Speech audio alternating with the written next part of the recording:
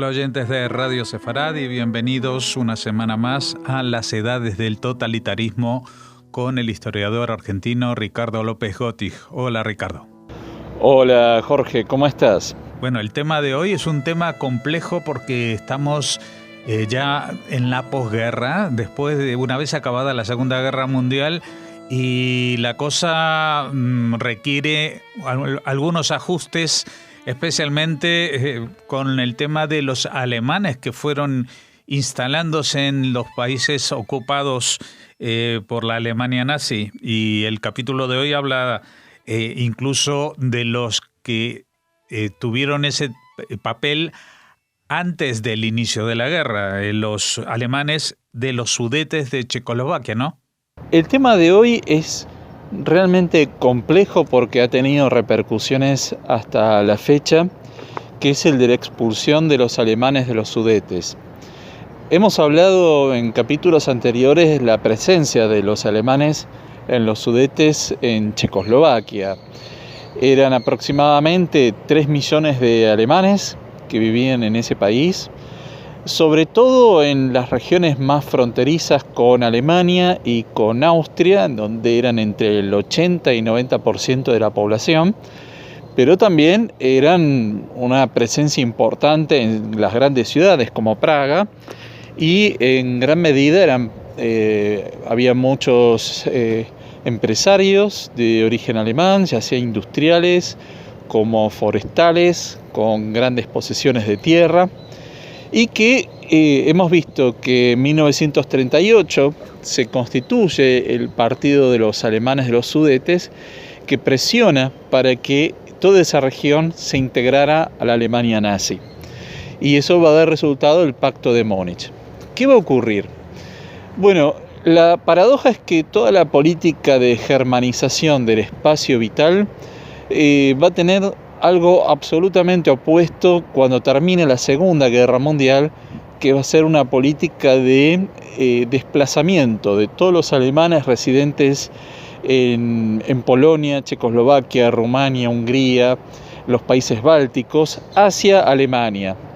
Es decir, por un lado, los países ganadores de la Segunda Guerra, Gran Bretaña, Estados Unidos y la Unión Soviética, tomaron la decisión de respetar la frontera soviética del pacto Ribbentrop-Molotov, pero devolverle la independencia a Polonia. Entonces, eso significaba, por un lado, correr Polonia hacia el oeste, otorgándole territorios que históricamente habían sido parte de Alemania, como Prusia y Silesia.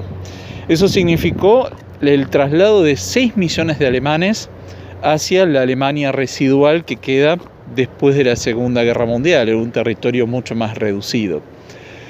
Y el otro era el de los alemanes de los Sudetes. Y acá no solo va a haber una decisión de los países aliados de la guerra, nuevamente Unión Soviética, Gran Bretaña y Estados Unidos, sino que también el presidente Edvard Beneš, que había sido el presidente que tuvo que aceptar el Pacto de Múnich en 1938 y que se fue al exilio en Gran Bretaña, él va a establecer por decreto la expulsión de estos 3 millones de alemanes. Solamente iban a quedar viviendo en Checoslovaquia aquellos que hubieran demostrado no solo que no habían sido nazis, sino que debían demostrar que habían resistido la presencia nazi. Con lo cual quedaba un pequeñísimo porcentaje de alemanes de los Sudetes. A esto hay que sumarle primero que Edvard Beneš había hecho un gran acercamiento con Stalin durante la guerra.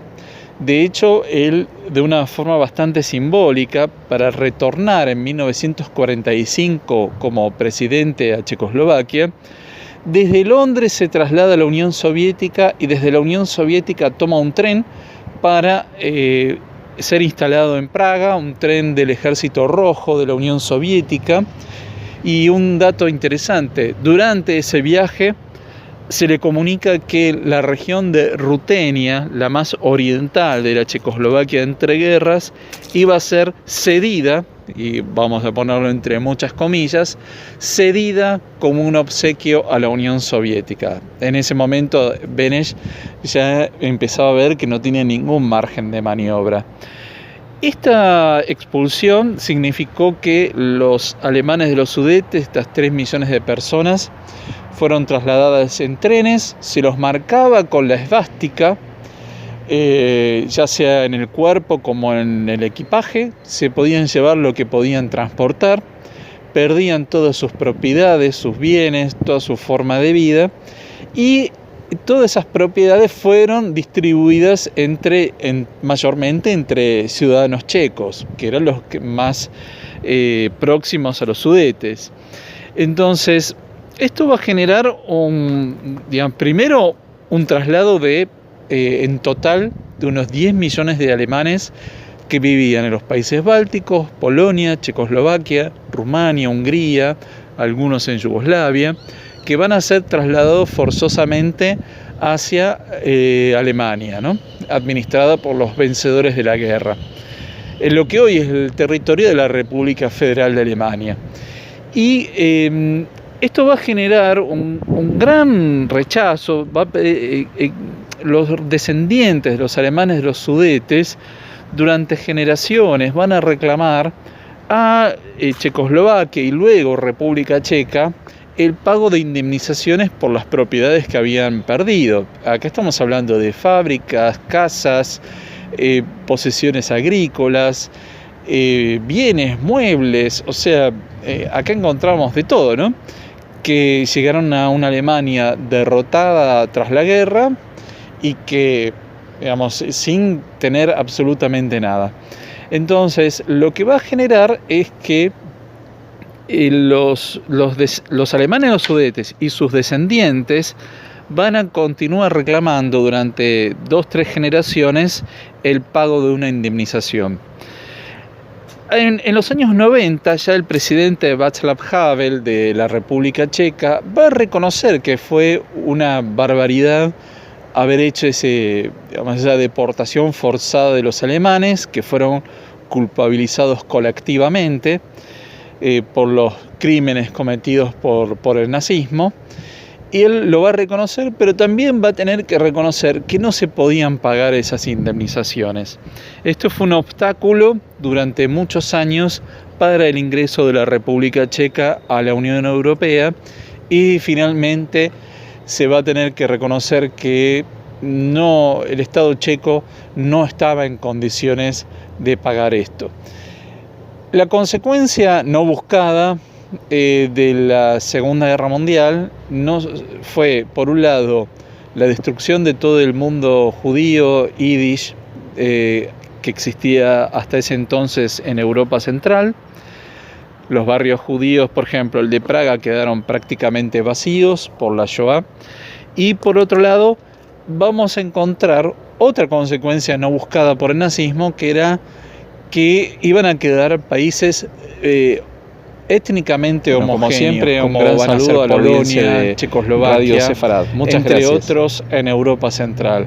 Es decir, que toda la política de germanización del espacio vital, la arianización, va a tener un resultado absolutamente contrario. La desaparición de los alemanes, la pérdida de territorios en Europa Central y Oriental, y la pérdida de grandes zonas como habían sido Silesia o Prusia, tan significativas en la historia alemana, se van a perder irremediablemente por la derrota de la Alemania nazi en 1945. Muchas gracias, Ricardo López Gottig, por este nuevo capítulo, esta nueva entrega en las edades del totalitarismo. Esperamos oírte la semana próxima siguiendo con esta línea.